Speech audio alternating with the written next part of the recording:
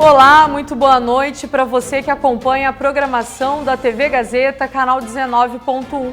Estamos de volta com mais um programa Confronto de Ideias e agora em novo horário. Começamos agora o programa às 20h30, então não perca a nossa programação.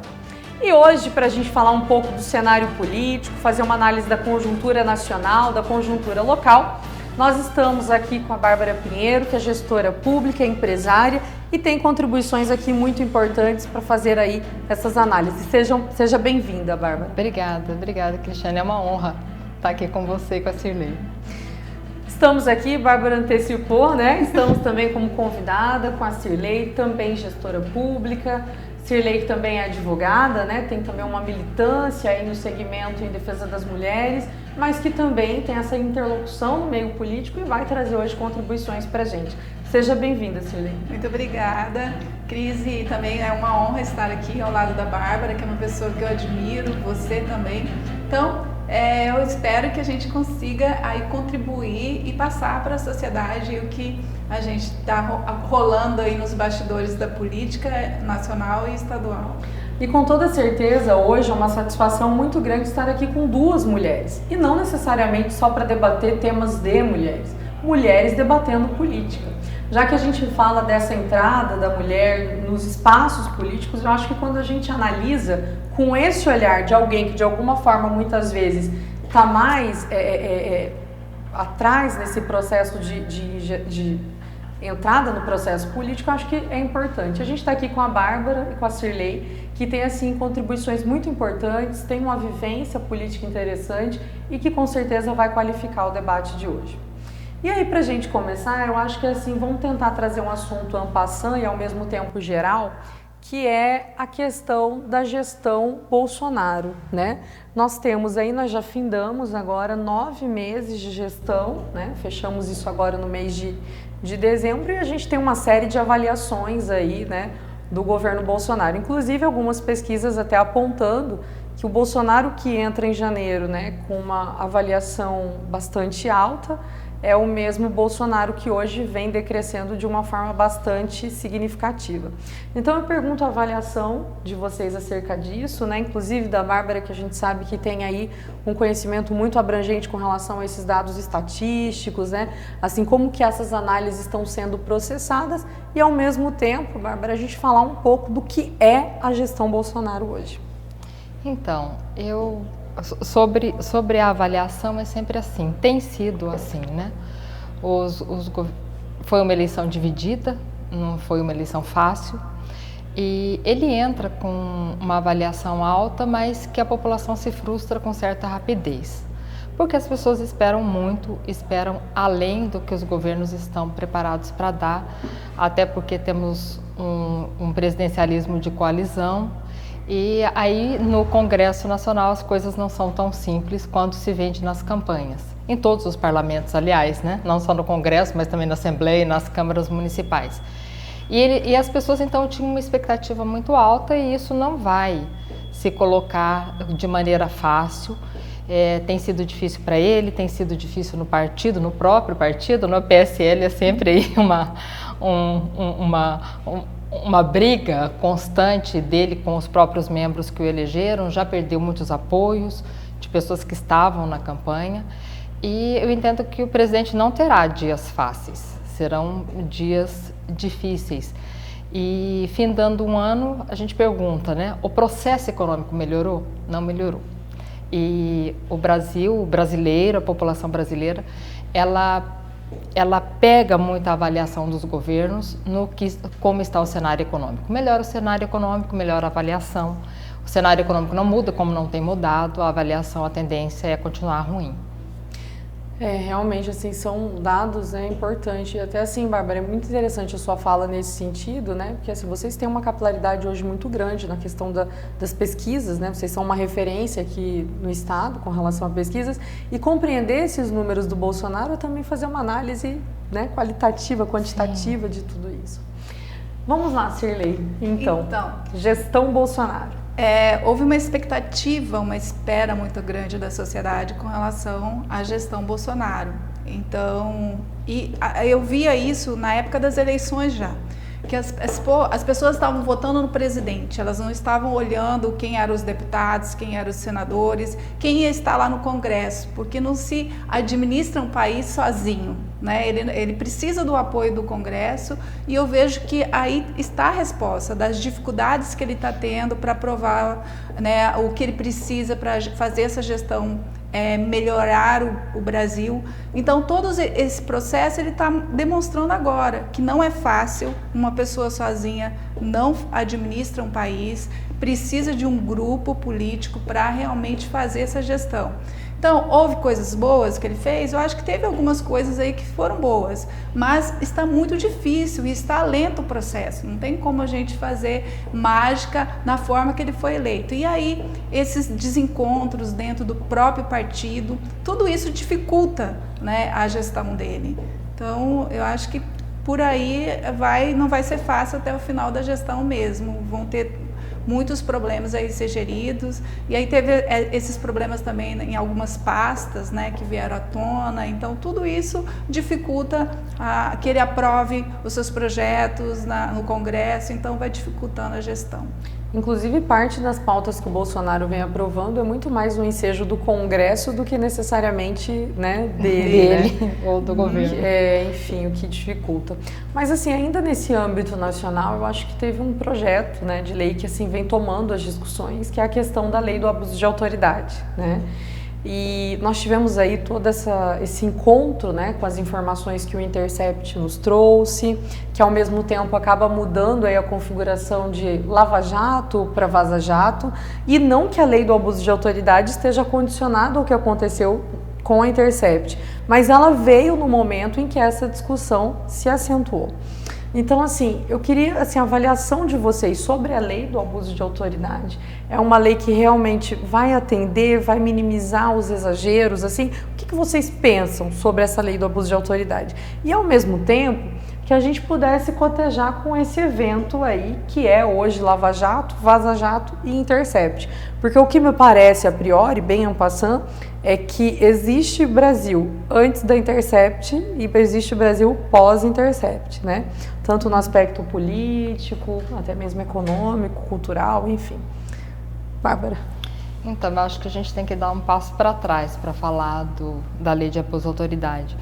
O Brasil ele tem essa tendência de criar superpoderes, né? A gente já teve superpoderes da própria presidência, depois tivemos congressos fortes, né? E agora tivemos um judiciário muito forte, que ditou a agenda nos últimos anos e ditou como o Brasil ia funcionar nos últimos anos, né? Era só ligar a televisão e a gente tinha Lava Jato de manhã, de tarde, à noite, a gente não tinha outras pautas além da Lava Jato. Isso com certeza mexeu em tudo, trabalhou o processo de cassação da presidente Dilma, trabalhou a eleição do Bolsonaro, porque o Bolsonaro foi eleito numa condição também de antipetismo, que está forte ainda na sociedade, em parte da sociedade. E aí então vem o abuso de autoridade mesmo, onde tudo estava sendo muito atropelado. Então o processo jurídico estava sendo muito atropelado e era fácil de se ver que existia, a balança ficou muito torta, né? Os poderes não estavam ali representados de maneira certa, né? De maneira correta. E com isso eu entendo que a lei é bem-vinda. Claro que eu sei que o judiciário vai reclamar, os promotores vão reclamar, mas a lei é bem-vinda porque quando a gente está mandando, a gente acha que a gente está certo, né? E claro que foi muita coisa veio à tona, que tinha que vir à tona, muita coisa realmente tinha que mudar, o processo político tem que mudar, os processos de campanha tem que mudar, os processos eleitorais tem que mudar, as próprias coalizões, né, no Congresso, a coalizão do Congresso tem que ser rediscutida, mas estava demais mesmo. E a Vaza Jato eu acho que é uma glória, porque ela traz tudo isso que a gente já via, né, que estava pesando a balança. E agora o Brasil tem que se rediscutir, a gente tem que se rediscutir, O que a gente quer? É essa pauta mesmo que a gente quer? O que a gente faz como sociedade? A nossa participação? Porque é bonito falar, né? Ah, não, a gente tem um partido agora que a gente não aceita mais doação de empresa, a gente só aceita doação de pessoa física. E aí eu pergunto, qual brasileiro sai de casa para doar R$1 para uma campanha eleitoral? O cidadão comum. Qual cidadão comum que fala, ah, não, hoje sobrou R$50, eu vou doar para uma campanha eleitoral? Não existe, não é uma tradição do Brasil. Então, o que a gente vê é que as pessoas mudam de partido, as pessoas que faziam parte do governo PT, né? Nós temos aí o líder do governo, né? Fez parte do governo PT e hoje é líder do governo e aí está denunciado. Então, são as mesmas pessoas que mudam o seu discurso, que mudam o seu partido conforme a onda, mas que não mudam as suas práticas. Então, a gente tem que discutir prática. Não, é bem interessante quando você fala disso, porque assim, as regras são reinventadas, inclusive nas últimas eleições municipal, estadual, sempre vieram novas regras, mas assim, sempre houve aquilo que a gente chama do jeitinho brasileiro, para que essas regras sejam burladas, né? E a gente mantém o status quo em relação a isso. Quando eu acho que eles criam a regra, já tem alguém pensando em como igual hacker, né? Igual hacker, igual antivírus, não é? Exatamente. Mas então o que a gente tem que discutir são as práticas, porque me parece que as práticas não mudaram muito, né? Sim. Cirlei? Então, eu fiz um estudo, como eu sou advogada, né? Eu fiz um estudo da legalidade. Quando eu via todo mundo detonando a lei, eu não tive um tempo no início, daí eu fui estudar a lei dentro da legalidade. Eu vejo que a lei é legal, ela não é inconstitucional. Tudo que está sendo tratado dentro da lei de abuso de autoridade é colocar regras em práticas que eram feitas que não tinham regras, né? Que era bem mais amplo a lei lá de 65, onde ela deixava em aberto ao livre-arbítrio de você definir. Agora ele mais ou menos especificou as regras e as condições de quando é abuso de autoridade. Então, acho que até para o judiciário ficou muito mais fácil ele trabalhar, ele saber antes de ele praticar um ato se aquilo lá está sendo abuso de autoridade ou não. Então, eu acho, dentro do meu ponto de vista, como advogada, a análise que eu fiz foi de que é uma norma legal. Pode ser que ela tenha vindo agora no momento errado, que foi logo após, né, a questão da Vaza Jato. Então, pode ser que o judiciário pode ter sentido como que tenha sido uma perseguição em relação à situação que aconteceu no Lava Jato, né? Então, mas eu vejo que do ponto de vista legal realmente está certo, eu vejo que é uma lei que ela vem aí para colocar regras e que de fato isso pode evoluir de uma forma positiva. Agora o judiciário ele também vai ter que se colocar dentro dessa situação. E da forma que era muito aberto, também ficava muito fácil de manipular o judiciário e muitas vezes expondo as pessoas, né? Porque daí vem essa questão de expor a pessoa que está sendo julgada, que isso é muito grave, principalmente quando uma pessoa inocente tem o seu nome envolvido no processo e depois lá no final, quando é transitado em julgado e a pessoa não tem nada a ver, o estrago que fez na vida daquela pessoa, ele é irreparável. Então isso é grave. Com relação à questão da Vaza Jato, eu acho que realmente ele demonstra que nós precisamos dentro do Estado uma regulamentação com relação a isso, né? Porque isso vai cada vez expondo mais as pessoas de uma forma irresponsável. Então eu vejo que realmente, do ponto de vista legal, é bacana, eu vejo que está certo, é legal a Constituição e nós vamos ter que agora nos readaptar e o Judiciário vai ter que se ajustar essas novas normas, né? Mas para a sociedade eu vejo como uma forma positiva. Mas assim, você falou do judiciário, né? E puxou dois pontos aqui, né? Dois relativamente, um relacionado ao Mato Grosso e Nacional, que é em relação à ex-juíza Selma Arruda, né? Uhum. Eleita com o discurso de paladina da moralidade, né?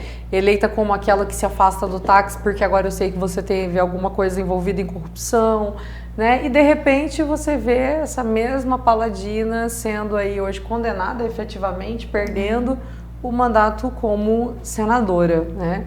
Que aí está relativizando ainda, né, dentro do processo jurídico, se ela mantém ou não aí o mandato.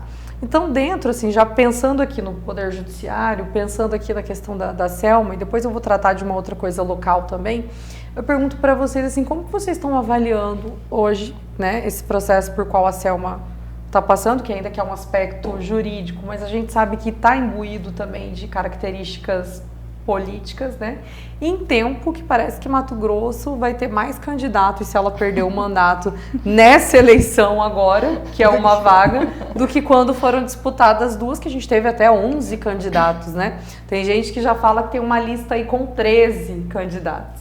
Então, qual que é a avaliação que vocês têm, assim, desse processo, né, do qual a Selma, senadora, a única senadora, né, hoje nesse mandato que é mulher, representação no âmbito federal, e, ao mesmo tempo, como que vocês avaliam essas movimentações que os partidos já vêm fazendo com relação ao pleito eleitoral? Fávaro, parte mais interessada nisso, né? Até contratou o Cardoso, do PT, né? Para poder fazer sua defesa. Então, assim, como que é essa avaliação? E como que vocês pensam que, se essa eleição vier a acontecer, né? Quem aí tem uma preferência? Quem é que, de repente, sai à frente na largada? Então, primeiro que é uma democracia só, né? 13 candidatos é muito candidato. Bom, do processo da doutora Selma, a gente entende o quanto o processo político ainda é desconhecido por aqueles que fazem política. Então, ela, como uma pessoa do judiciário, realmente uma juíza respeitada, que devia ter lá os seus assessores, e que quando entra no processo político a coisa é completamente diferente. Então, como essas pessoas que participam da política, não é só ela, isso acontece muitas vezes com maior grau de dificuldade ou menor grau de dificuldade, como as pessoas não conhecem as regras do jogo, né? E ela, uma mulher vivida, cai numa situação de caixa 2, que é uma coisa que realmente não dá para passar, ainda mais em pré-campanha e tudo mais. Agora, do ponto de vista da eleição, é muito interessante observar que sim, o Fávaro, eu acho que desponta como um candidato que pode ser o candidato do governador, pode ser um candidato que faça esse trabalho de coalizão entre o agronegócio e o governo, ou alguém que faça esse papel, eu entendo que saia na frente, que pode ser o Dr. Júlio Campos, pode ser o próprio Fávaro, pode ser o Botelho, mas que faça esse casamento do governo com o agronegócio e que desponte aí como uma candidatura que tenha chances reais de eleição. Você vê que, assim, essa próxima vaga, caso ela realmente se efetive, deve ser alguém do agronegócio que vai... Entendo que não necessariamente do agronegócio, entendo que seja a pessoa que faça esse casamento. Entendi. Do governo com essa força, né? Que pode ser o Fávaro, pode ser o Dr. Júlio, pode ser o Botelho, né? São os candidatos que a gente entende com maior viabilidade, por causa dos partidos, do histórico, enfim, cada um com as suas nuances. Entendo que quem fizer esse casamento tem muita chance de ser eleito, sim. No final, os 13 tem sempre um que desponta. Não acredito numa eleição apertada igual a gente teve agora, né? Que chegou na semana da eleição, a gente ainda não tinha os nomes de maneira clara, e a doutora Selma vem aí numa onda do Bolsonaro e pegou sim, não adianta falar que ela não pegou essa carona, ela pegou a carona sim com o Bolsonaro, foi muito importante para ela. Aquela última passeata dela, né, eram as pessoas que votavam em Bolsonaro, que aderiram à campanha da doutora Selma. Então, quando eu vejo assim, falar, não, eu sou eu e Bolsonaro, não. Foi uma coisa só, né? Essas campanhas que em Mato Grosso a gente assistiu muitas vezes, Antero com Dante, né? Dante levou Antero, né? Então, né, não é a primeira vez que a gente assiste esse tipo de coisa, é comum, né, que o governo leve, que o governador leve, que o presidente leve, e ela foi assim, né? Então não adianta tentar dissociar, é uma coisa só para mim. E agora eu entendo que o que tiver o governo, o que tiver o agronegócio, o que tiver maior estrutura, desses nomes que já tem nome, são grandes candidatos e vamos assistir, né?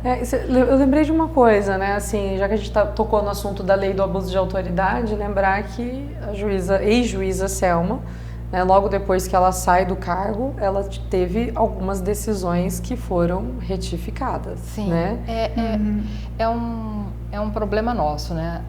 O judiciário, não só o judiciário, também o Tribunal de Contas, a gente começa a assistir uma personalização que não é bom para os tribunais. Os tribunais, eles têm que ser menos personificados, né? E mais qualificados naquilo que é a legalidade da decisão. Mas pegamos uma onda, a gente já teve várias ondas aí. Já tivemos ondas de médicos, já tivemos ondas dos apresentadores de televisão.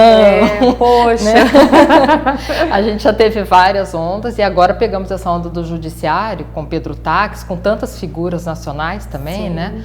E a doutora Selma também entra nessa onda. É uma onda realmente, mas que, como todas as outras na política, passa. Assim esperamos. Cirlei. Então, eu acho que, assim, para a doutora Selma, né, foi um processo que, para ela, pesou mais que, de repente, para outras pessoas, porque ela é uma conhecedora da lei, né, a vida inteira dela profissional foi ali como juíza.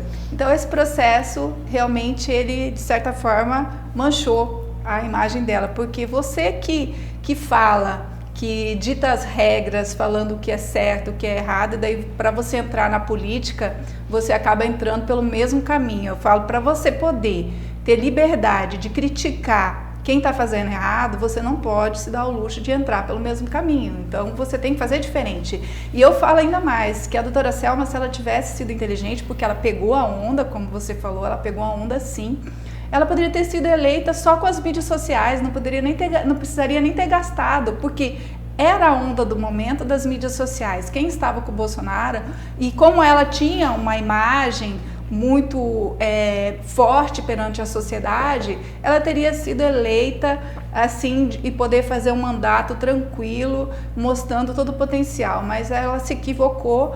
Tampouco ela entrou na política, acho que até na véspera da entrada ela já estava fazendo as negociatas, pelo que até onde eu sei, para ela viabilizar o recurso lá, para ela poder, né, fazer a campanha. Então eu acho assim que foi com muita sede ao pote e cometeu os mesmos erros dos outros que estão aí. Então você tem que fazer diferente. E eu concordo também com o seu posicionamento com relação ao fato de que ela deveria ter feito diferente. E tá vindo o tempo, né? Então a gente vai ter que dar uma finalizadinha. Finalizadinha. A gente vai para um breve intervalo. Você que está nos acompanhando, continue aí. Programa Confrontos de Ideias, TV Gazeta, canal 19.1. Estamos aqui com a Bárbara, com a Cirlei e com análises muito importantes para você que está em casa.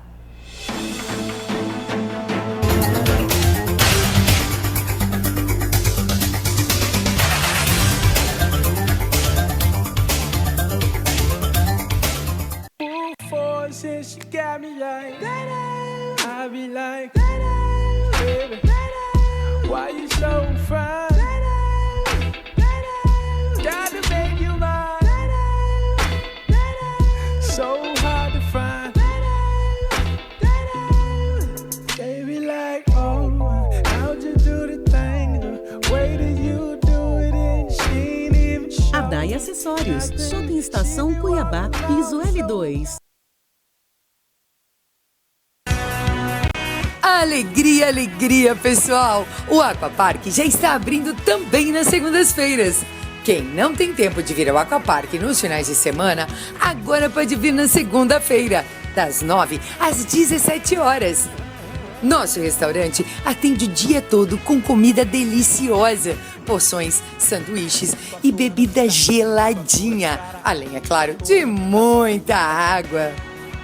Temos piscinas, toboáguas, caiaque, pedalinho, tirolesa, espaço para festas e comemoração de aniversários, bem pertinho de Cuiabá, a apenas 20 quilômetros. Agora ficou melhor ainda, né, gente? Aquapark abre também na segunda-feira e com preço legal. Adulto paga R$50, criança até 4 anos não paga nada e de 5 a 10 anos paga meia. Qualquer dúvida, pode ligar agora aqui pra gente. 999520330, 999189040 e WhatsApp 999999102. Aquapark. Tô à toa na vida, tô à toa de cara, tô à toa na vida. O autoexame pode salvar vidas e em outubro a cor é rosa para lembrar a prevenção contra o câncer de mama. Por isso, a farmácia Unimed Cuiabá cuida de você com ótimas ofertas. Linha de colágeno Sanavita, 25% de desconto. Sabonete líquido Granado BB, R$16,90. Vichy Lift Active Ox Concentrate 10 ml, R$169,90. Faça o autoexame e previna-se contra o câncer de mama. Unimed Cuiabá, cuidar de você, esse é o plano. Ligou, pediu, chegou. Chegou o Mutirão Fiscal. Você negocia, Várzea Grande avança. Entre os dias 16 de setembro e 18 de outubro, você terá a oportunidade de quitar suas dívidas de ISSQN, Alvará, IPTU e outras taxas, com até 95% de desconto nos juros e multas ou em 36 vezes. O Mutirão acontece na sede da Prefeitura e na Subprefeitura do Cristo Rei. Contribua para uma cidade ainda melhor. Prefeitura de Várzea Grande. Amar, cuidar, acreditar.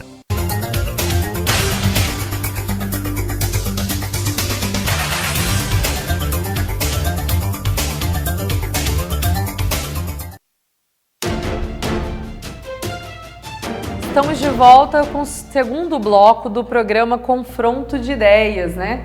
Aqui com a Cirlei, aqui com a Bárbara, estávamos falando sobre a questão do Senado, né? Desde quando a gente começou nacional, puxamos a questão da lei do abuso de autoridade, já entramos numa ex-autoridade, que era a Selma, e eu quero continuar puxando essa discussão, mas agora entrando mais aqui no âmbito local. Falando, né, em delações, acho que é importante a gente tocar nesse assunto, porque assim, delações no Brasil está servindo assim para fazer um desmonte hoje, principalmente na marginalização do segmento político, né? Acho que as delações, elas assim criaram um corpo que muitas vezes a gente está vendo agora pela Intercept as contradições que ela traz, né? Em tempo que esse quadro está sendo colocado aqui no nosso país, mas assim, aqui no estado também. Nós tivemos uma mega delação aí envolvendo o ex-governador, né? E agora se cogita aí uma pseudo, eu diria, né, delação aí do ex-deputado Riva. E até voltando à questão nacional, eu achei interessante essa semana, eu li uma matéria dizendo que o Marcelo Odebrecht, né, que lá atrás fez uma delação contra o ex-presidente Lula, disse agora que ele tem muito interesse, né, que a Odebrecht sempre teve interesse nas palestras do Lula, né? Ou seja, como é que esse posicionamento muda no momento que eu estou delatando e de repente uma pós-delação, sabe, dificulta esse processo. Então, assim, queria debater sobre isso, sobre essas delações, né? Qual que é a construção que a gente está tendo disso? Até que ponto essa ferramenta, que foi criada inclusive na gestão da Dilma, é a mesma gestão que acabou sendo maior vítima desse processo? E aqui no Estado, né, que a gente teve aí a questão da Lava Jato, Pantaneira, né? E a gente cria algumas contradições também aqui no Estado, que é do quê, né? De repente o Silval, né, que teve toda uma criminalização em torno dele, faz uma delação e da noite para o dia, né, ele se torna o mocinho da história. Então a gente passa inclusive a minimizar agora os efeitos, né, dessa delação para aquele que inclusive seria aí os grandes mentores desse processo. Então eu queria a avaliação de vocês sobre isso e ao mesmo tempo, né, pensar aqui na mídia.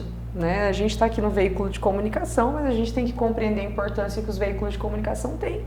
E foi os veículos de comunicação que soltaram os vazamentos das delações e que agora, né, o ex-deputado Riva, que nem teve aí uma delação aprovada, tem aí divulgado por toda a comunicação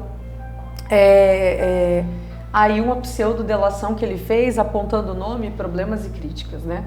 Então, eu queria que vocês fizessem uma análise agora desse contexto nacional, centrar no local, para a gente compreender isso. Vou começar pela Cirlei agora nesse bloco. Tá bom, eu vou só finalizar, concluir no processo anterior, que é da Selma, que a gente estava falando, da nossa senadora, que eu vejo assim, que toda essa situação agravou para ela com a saída dela do PSL indo para o Podemos. Ela se expôs perante os eleitores do Bolsonaro, porque ela pegou essa onda, sim, e eu já vi muitos eleitores revoltados com o posicionamento dela. Então, eu vejo assim que essa nova eleição, ela é uma eleição zerada que a gente não tem como hoje falar que esse ou aquele ele tem preferência ou ele está melhor que os outros. Eu acho que é um processo novo de eleição. Aí voltando agora para a questão das delações, eu vejo assim, que a delação, num primeiro momento, quando a gente conheceu essa ferramenta, parecia que ela seria uma ferramenta muito interessante, mas ela necessariamente precisa de muita cautela para ser usada, porque eu não posso, né, em função de eu querer atingir determinada pessoa, eu desconsiderar todo o processo. Eu não posso valorar mais a palavra de uma pessoa que já foi comprovada que ela realmente descumpriu a lei, que ela é corrupta, que ela tem problemas com a justiça, eu vou inocentar ele para atingir outras pessoas. Eu acho assim, o processo ele tem que ser usado com muita cautela. E tanto na esfera nacional, como a gente já viu, todos esses casos que vieram à tona aí, eles tiveram essa repercussão que agora com essa vaza-jato, isso demonstra os excessos que realmente ele não está contribuindo para que se faça justiça. Então eu vejo assim que o principal nessa ferramenta é se fazer a justiça. Agora, se eu tiver que usar de subterfúgios para chegar em determinada pessoa, principalmente quando eu elejo uma pessoa que eu quero atingir, então aí fica mais assim, como que eu poderia dizer, sumiu a palavra que eu queria falar, mas eu vejo que ela não atinge o objetivo para o qual ela foi criada, fica limitada. E a mesma coisa eu vejo agora acontecendo aqui no nosso estado, né?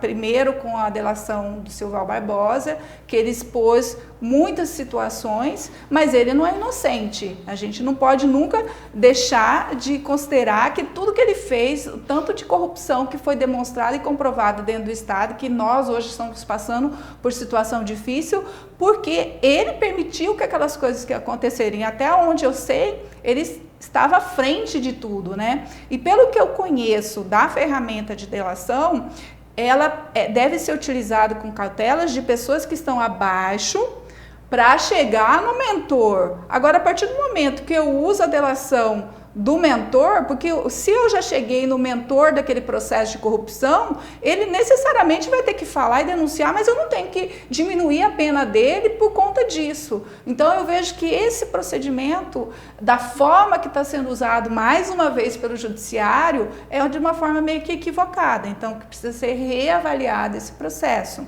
Igual a questão do River, eu cheguei a ler hoje a manchete, mas eu não li a matéria, quem são essas novas pessoas aí que ele delatou, mas eu vejo que tem que ser usada da mesma forma. E aí entra a mídia, né, que fica divulgando também essas matérias. Até onde vai a responsabilidade da mídia nesses casos de ficar divulgando? E geralmente são escolhidas determinadas pessoas, não é o nome de todo mundo que está lá na lista que vai para a mídia. Aí se tem uma pessoa que é pública, né, pode ter certeza, tem um filtro, tem esse filtro feito para a mídia, porque é o que vai vender, é aquela pessoa pública que vai ser exposta. E necessariamente não quer dizer que essa pessoa ela é culpada daquele procedimento todo ali. Então tem que ter muita cautela na utilização dessa ferramenta para realmente se fazer justiça.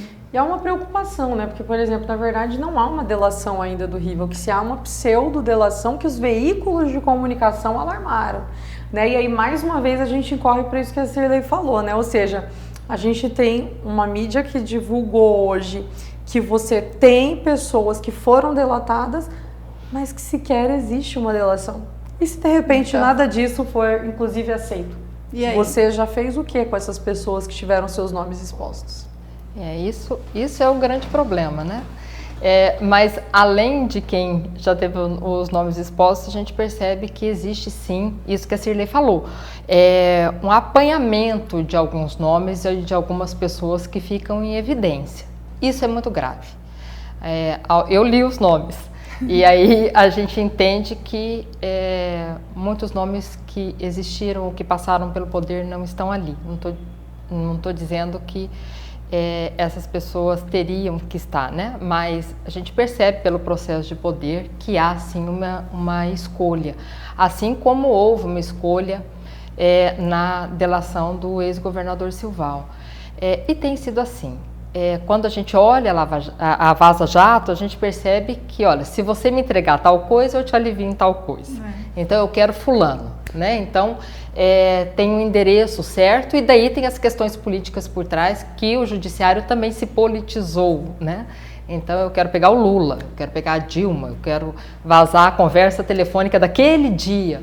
Então, essas coisas são coisas que nós temos que reavaliar. As delações, tanto do ex-governador Sival como do ex-deputado Riva, elas trazem uma história de 25 anos de poder, né? Então, são 25 anos de Assembleia, são 25 anos de governo do Estado envolvidos nesse exercício de poder que pode ter sido eivado de irregularidades. Mas o que dá para perceber é que em 25 anos, com certeza, não foram só A, B ou C. A esfera seria muito maior, porque a estrutura que o ex-deputado Riva criou em Mato Grosso ia desde a base até a eleição de governador, né? Então, a gente tem pessoas como o próprio Silval, que ele tira da Assembleia e eu brinco assim, que cai para cima, né? Põe o Silval de ex-deputado como vice-governador, porque ele tinha realmente que reoxigenar aquele poder que ele tinha na Assembleia para se manter no poder. Então, era um poder muito grande. Mato Grosso foi a única capital do país onde aquelas manifestações não acabaram em frente ao Palácio do Governo e sim em frente à Assembleia. Eu acho isso muito relevante do ponto de vista do poder que o deputado Riva tinha em Mato Grosso, né? A gente ia em Colniz, o deputado Riva mandava, a gente ia em Alto Taquari, o deputado Riva mandava também. Então, é uma estrutura de poder muito grande que, sim, envolveu muitas pessoas, que envolveu, inclusive, veículos da mídia. A gente tem veículos da mídia, tem pessoas da mídia que ficam falando de todo mundo e que também estão delatadas, né? Isso aí, não sei, é um exercício interessante para essas pessoas, mas que a estrutura era muito grande, era a estrutura de Mato Grosso inteiro e não é assim. A hora que eu li hoje eu pensei, será que isso é requentado? Porque não me fez ver tantas novidades assim para virar um grande escândalo, né? Não vi. Você vê como ele tem poder na mídia ainda, exatamente, né? Que solta a matéria, circula em todos os sites praticamente. E aí é uma estrutura de anos de poder que não se acaba do dia para a noite, né? O Riva ainda é um homem muito poderoso, embora não tenha mandato hoje, mas é um homem muito poderoso ainda, claro, né? Então o que ele fala e o que ele faz ainda causa muito, né? A gente percebe assim, né? Realmente você tocou nesse assunto, assim, as matérias não pareciam ter nenhuma novidade, né? Não tinha nada inédito, né? Não tinha nada que a gente não conhecesse, né? Exatamente. Mas ao mesmo tempo você coloca isso em voga, né? Enfim, né? Quais são esses interesses aí que estão envolvidos, né? Acho que cabe a gente ponderar, né? Como você disse, né? Por que alguns, né? Pessoas até dos veículos de comunicação têm seus nomes que foram já apontados numa delação que está consolidada, que é a do Silval. Sim. Não é uma delação do Riva que não foi nem aprovada ainda, né? E que há um silêncio total no que se remete a esses que mais publicizam aí o que eu falo da marginalização do segmento político. Exatamente. Né? Mas assim, vamos continuar assim agora na questão local. Uma coisa que tem me chamado a atenção é que a gente tem agora eleições 2020, né? A gente caminha agora aí já para um processo que a gente percebe que tem muitas movimentações por parte de partidos, lideranças, né?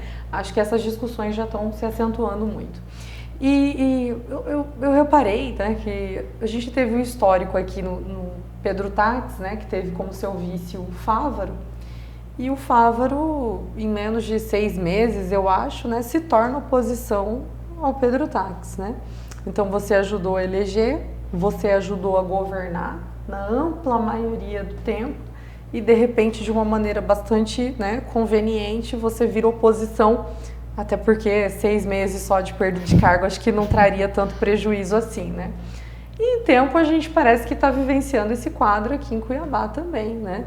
A gente tem aí o prefeito Emanuel Pinheiro, que tem como vice o Niuan, né, o Niuan que foi eleito ali dentro, junto com o Emanuel, dentro de uma configuração, com a aliança do PTB, né, enfim. Niuan que já passou pelo PSD, que agora está no Podemos, né, e que vem aí também, né, destoando agora desse discurso de rompimento com aquele que foi o líder na eleição anterior e que agora, né, se coloca também como uma alternativa, né, e até eu me lembrei aqui da fala do vereador Chico 2000, né, Assim, se você quer realmente se colocar como oposição desse projeto que você ganhou junto, que você está governando até hoje sob ele, acho que você, mais do que justo, tem que deixar essa estrutura de lado também. Então eu queria uma avaliação de vocês sobre isso, né? Será que a gente vai vivenciar essa mesma coisa? Qual que é o peso que isso tem para esse pleito e como que vocês visualizam o cenário para 2020? Então, existe uma diferença clássica entre o Niuan e o Fávaro, né?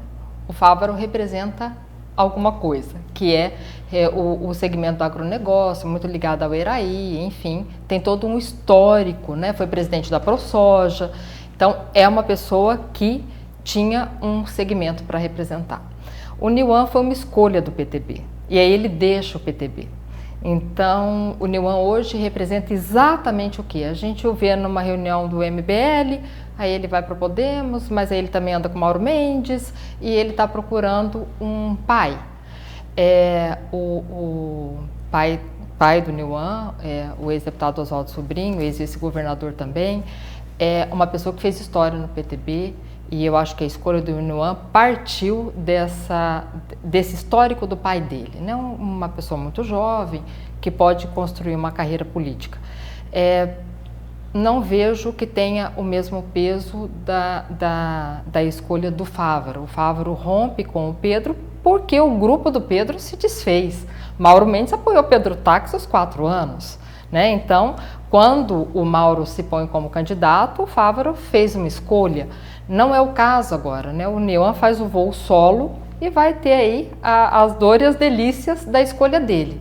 Concordo que quando você rompe, você teria, né, que fazer uma opção, e a opção tem que ser total. E não vejo como uma coisa muito feliz a saída dele do PTB. Eu acho que o Niuan, a gente olha lá atrás, a saída dele do PTB talvez não tenha sido uma coisa muito feliz, porque foge ao histórico da família dele. Quanto ao pleito do ano que vem, assim, a gente não dá hoje em dia para a gente pensar um ano antes da eleição em como as forças políticas vão se colocar. Entendo que o governador Mauro Mendes deve ter um candidato em Cuiabá, que pode ser o Gilberto, que pode ser o Marcelo, que pode ser o ex-deputado Fábio Garcia. Eu acho que esses são os nomes que realmente são cogitados. O Mauro Carvalho, né, que é compadre, melhor amigo, quase irmão do governador, chefe da Casa Civil, que também essa semana eu li alguma coisa sobre isso, mas que não é uma pessoa que já se apresentou. Com certeza o grupo político do prefeito vai ter um candidato, que pode ser o próprio prefeito, ou pode ser o Estopa, ou o Alex, ou todos os nomes desta gestão. E entendo que essa eleição vai ser uma eleição de avaliação de continuidade da gestão ou de mudança de gestão. Coisa diferente do que aconteceu com o Pedro Táxi, porque o Pedro Táxi, ele foi rejeitado, mas não as pessoas que estavam com ele, né? Tanto que o Mauro ganhou e tem aí a mesma secretária de Educação, o mesmo secretário da Fazenda. Então, a estrutura partidária, o mesmo líder do governo, né? Então, as pessoas ficaram e o Pedro foi, né? Não é o caso do grupo do Emanuel. O grupo do Emanuel vai ter um candidato, que pode ser ele ou não, e teremos aí grupos adversários, né? Que podem ser formados pelo grupo do governador e outros grupos que ensaiam aí. A gente vê muitos ensaios de candidaturas a prefeito, que um ano antes é muito comum, né? Temos que ver, eu acho que a Cirlei tem razão em dizer, tanto na próxima eleição, se tiver eleição para Senado, quanto na próxima eleição de prefeito, onde esse grupo do PSL, esse grupo mais conservador vai se colocar, e também os grupos que ficaram viúvos aí do governo do PT, como esses grupos vão se comportar, né? São perguntas que ainda não se tem resposta. Eu acho que a partir do final do ano que as coisas ficam mais quentes, né? Para a gente saber onde e como as forças vão se colocar, né? Eu me lembrei até hoje, né? O Júlio mudou o endereço eleitoral dele, né? De Várzea Grande para Cuiabá. Então são as movimentações do pleito, né? Só fazendo uma retificação para você que está em casa, a delação que envolveu veículos de comunicação aqui de Mato Grosso foi a delação do empresário Alan Maluf, né? Eu tinha dito que era do Silval Barbosa, mas só fazendo essa correção. Cirlei?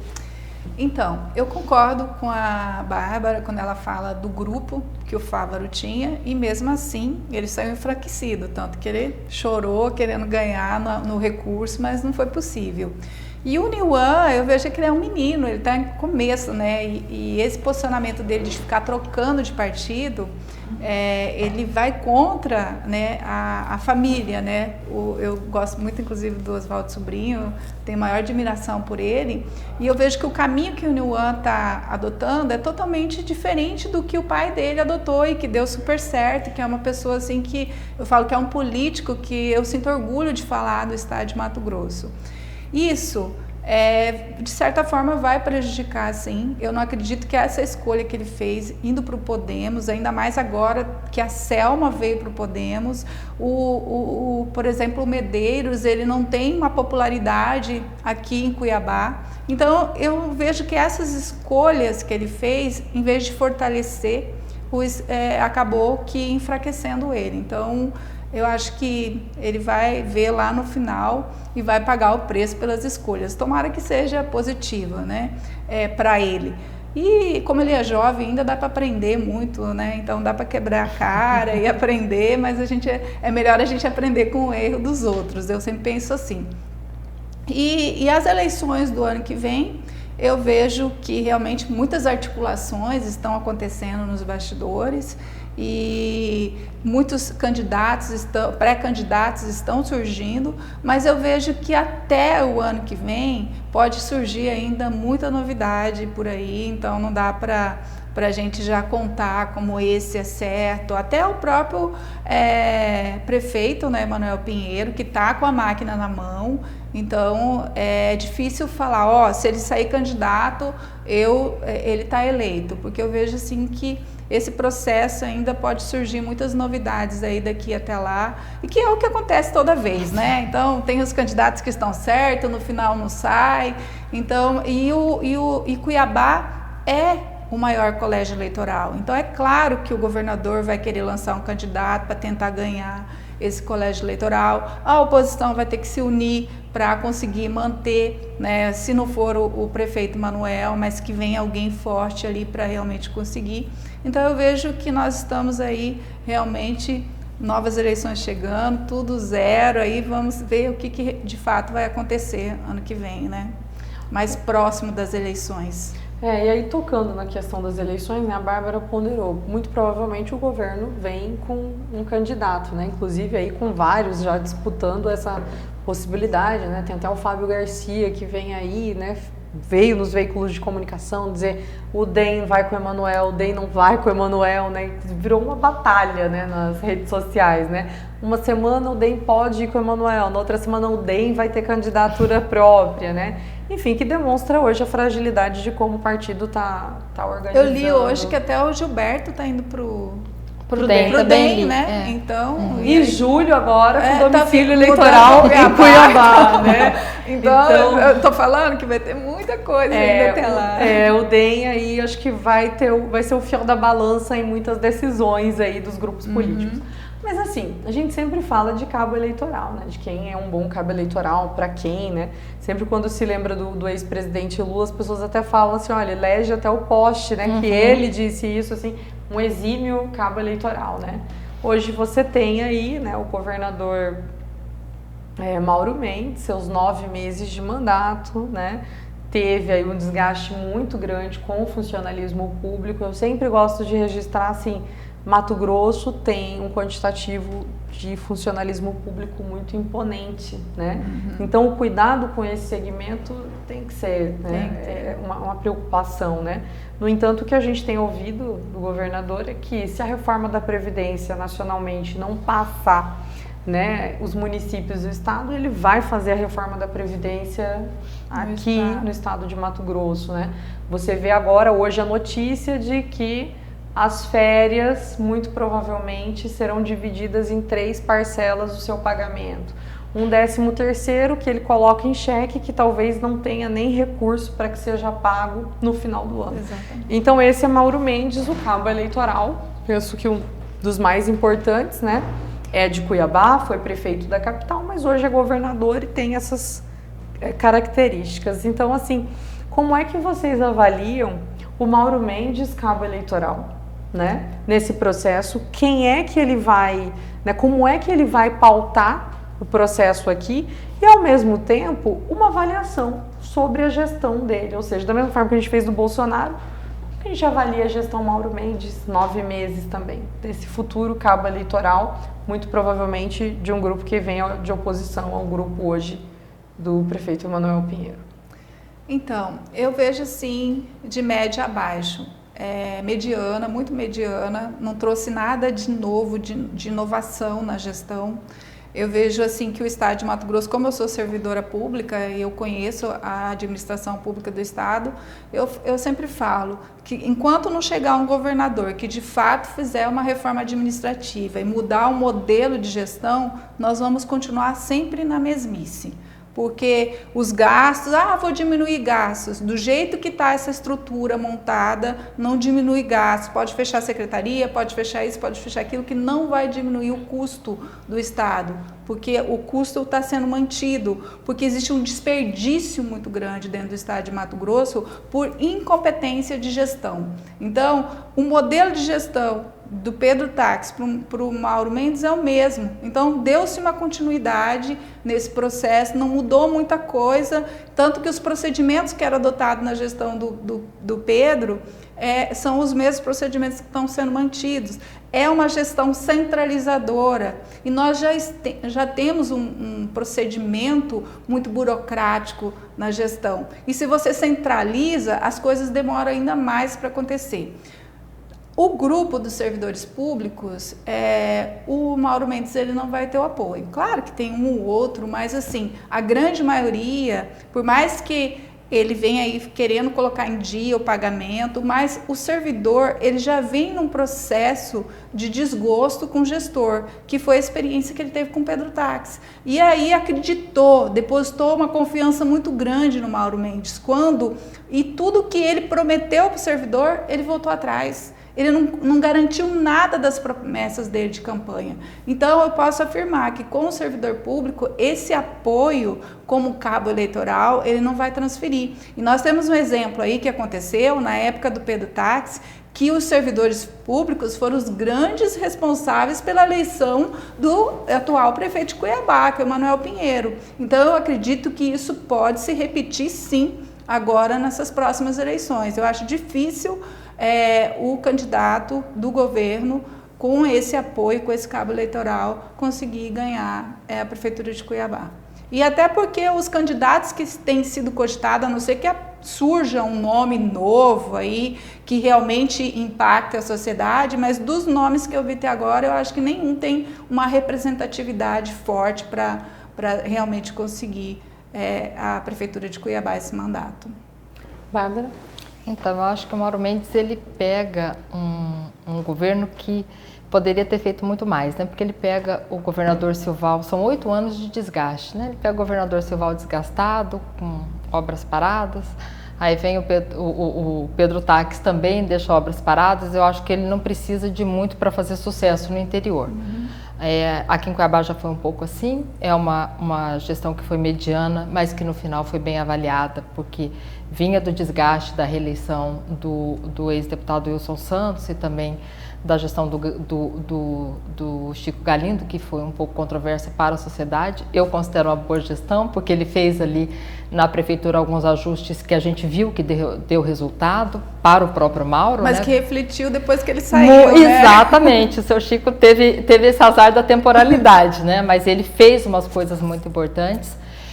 E que aí a gente sente na gestão do Mauro, que foi uma gestão mediana, mas que acaba aí com uma avaliação boa no final da gestão, que o credenciou a ser candidato a governador. Então ele pega esses 8 anos, ele não vai precisar fazer muitas coisas para ele ser bem avaliado. Eu entendo que ele possa, sim, ter uma avaliação positiva no Estado. Já em Cuiabá, a Cirlei tem toda a razão. A gente tem aqui uma sociedade que é de servidor público, a sua grande maioria de servidor público, não tem uma casa em Cuiabá que não tem alguém no serviço público e realmente ele teve um desgaste no começo do ano, talvez desnecessário, né? O governador Mauro é uma pessoa muito pragmática, ele tem quando ele decide uma coisa, ele vai por ali, né? Ele não tem essa amabilidade do político tradicional que ouve, que senta na mesa, que conversa, que faz o trato do outro. Ele é mais duro, né, em relação a isso. Teve que a Assembleia, o Botelho, que faz esse papel muito bem, entrar para poder terminar a greve, que foi uma greve desgastante, traumática para Mato Grosso, a maior greve que a gente já passou, né? E a gente sabe que são as crianças fora da sala de aula, o prejuízo familiar, o prejuízo para a própria criança e também para todo o sistema. E então eu entendo que ele não... Entendo e concordo com a Cirlei que ele não vai ser um bom cabo eleitoral, mas a gente não pode desprezar a força do governo, né? A força da máquina do governo é sempre uma máquina que pode entrar aí arrasando, tradicionalmente assim. E os candidatos, os nomes, são nomes também na questão do Mauro. A gente vem de pessoas que eram ex-aliados e que foram aliados do prefeito Emanuel, né? E que agora se colocam como inimigos. É até um pouco constrangedor e isso acaba com a política, né? Exatamente. Pessoas que numa eleição passada estavam juntos e que agora a pessoa vem para o jornal falar que é inimigo eterno e que está tudo errado. Está tudo errado, mostra o que tem que fazer certo, né? Aí a pessoa não fala. Então, acho que é uma eleição que vai garantir surpresas, que vai garantir algumas coisas, ou que a gente vai referendar o que a gente está pensando, né? Vamos ver, né, Bárbara? Mauro vai ter que mostrar se é um bom cabo eleitoral. Pedro Táxi não conseguiu, né? Já veio de duas eleições, né? Assim, o funcionalismo, tanto na municipal, aqui para a prefeitura, como na estadual, o funcionalismo teve a mão, né? E tem. Para definir isso, né? É o norte da nossa sociedade, é o servidor público. E aí o comércio acabou tendo um prejuízo muito grande, porque o servidor sem receber, recebendo atrasado, ele deixou de adquirir, então tudo isso vai refletindo. Uma crise, né? Um efeito dominó. Bom, gente, infelizmente o nosso programa chegou ao fim. Quero agradecer imensamente a presença da Bárbara, que trouxe aqui contribuições excelentes para a gente, análises muito importantes, né?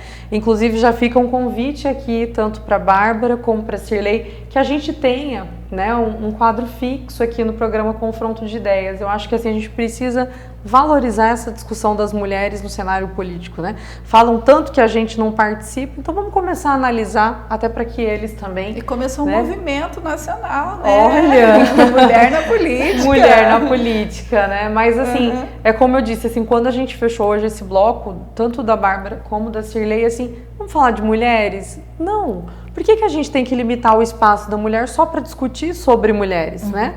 Não, a gente quer discutir sobre todas as pautas. Até conversava com um amigo meu, né? Ele postou uma foto onde falava reunião do partido X. Eu não vi nenhuma mulher na foto. Aí eu falei assim, mas e aí, cadê as mulheres, né?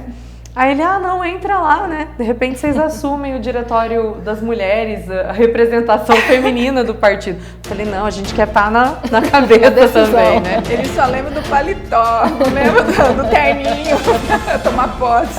Pois é. Mas, Cirlei, olha, muito obrigada também pela sua presença, tá? Fica o convite para você e para a Bárbara, para a gente ter um quadro fixo aqui no programa Confronto de Ideias. Acho que as avaliações hoje foram muito pertinentes e com certeza a gente tem muito mais avaliações. Mato Grosso está muito volátil nas informações, precisam ser analisados todo dia. Você que está em casa, a gente agradece a audiência, continue nos acompanhando, TV Gazeta, canal 19.1 e até a próxima terça-feira.